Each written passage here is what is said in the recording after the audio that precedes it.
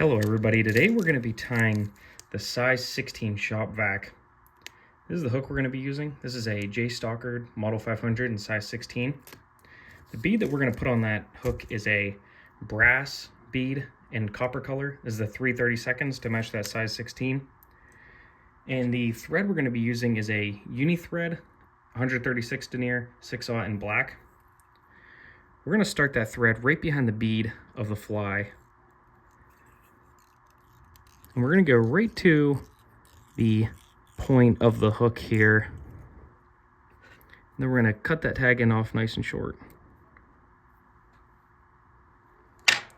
And then we're going to put some wire on this fly. This is a Uni soft wire in small size, and this is the copper color to match that bead. We're going to tie that in right where we stopped our thread wraps. Just a couple wraps to kind of lock it in until we make our wraps to the end of the fly. And then we are going to put some pheasant tail on for the body. You don't want a ton here, you want a pretty slender Shop VAC. You're only going to probably cut about, I'm going to say 5 to 7 fibers here, making sure the tips are aligned. What we're going to want to do too is chop those tips off just a little bit so because the tips are pretty fragile and they'll start breaking when you go to wrap them. And then I'm going to tie that in right at the same point. And the reason you're tying this kind of back from the bead is to give yourself plenty of room for that wing that we're going to put in. And then we're going to take both the pheasant tail and the copper wire with our left hand, and we're going to start wrapping that down the hook. You kind of got to be careful with these curved hooks here, because if you wrap them too far, they're going to you're going to start losing fish, because they're not going to have a deep enough hook to get in the fish's mouth. So that looks pretty good right there. Now we're going to have open wraps up the fly, and we're going to go the entire way to the bead. Now you can wrap this with your hand, or if you have a rotary vise, you can use your rotary vise. I'm going to use my rotary vise here, and I'm just going to create an overhand knot right there and bring the bobbin cradle over. And now I'm going to start with the pheasant tail, and we're going to wrap the pheasant tail the same orientation that we did with the thread.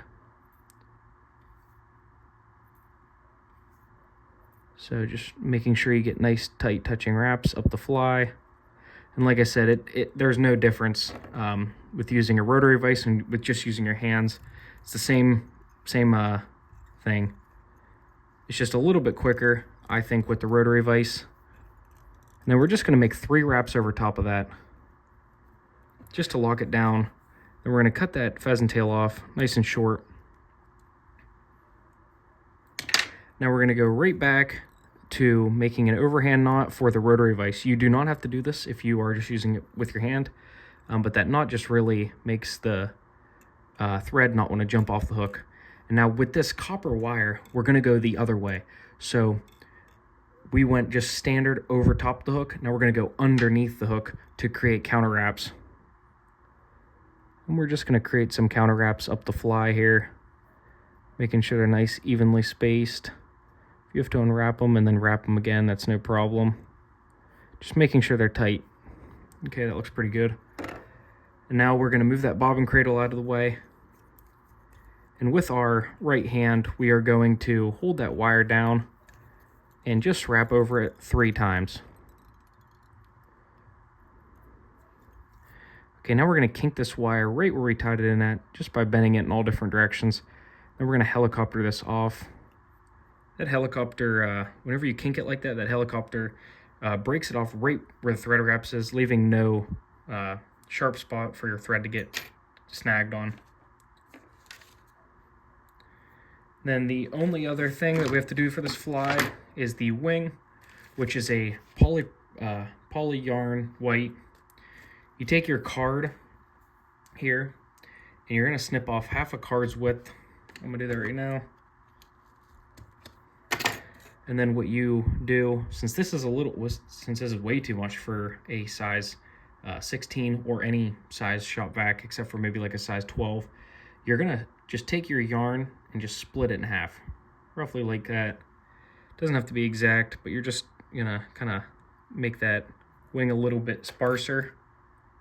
And now we're going to take our, this is the end of it, and we're going to take our scissors and just chop that off flat just to make it a little easier to tie in. Then with our right hand, we're going to kind of measure it. You want to just have enough that you wrap over top of the ends of the fiber here. Maybe just a little bit of white sticking out. And then we're going to switch that over to our left hand, and we're going to wrap it right behind the bead here. Just making 3 wraps. See, that's pretty perfect. I'm actually going to cut that one fiber there. It's a couple fibers, I guess. And then we're going to take with our left hand, and we're going to pull this wing back. We're going to make just 1 wrap over top of that. And what you're going to do is take your whip finish tool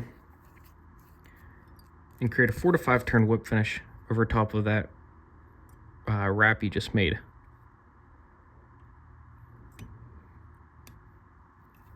Make sure that's snug, then cutting that tag end off nice and close. Then I'm going to take my scissors and take that wing and pull it back and cut about halfway down the body of the fly, making a nice short wing, sparse wing. It's kind of just a little bit of a trigger point for a fly. This fly's supposed to look like a midge, but it also looks like a small mayfly. Also with that wing, it kind of adds a little bit of a trigger point, plus it will make make it look like an emerger as well. The only other thing this fly needs is a healthy dose of head cement. And we're going to put that head cement on right with those thread wraps. It's going to kind of soak up that wing too, making it a little bit more stiff and making that wing not want to get pulled out.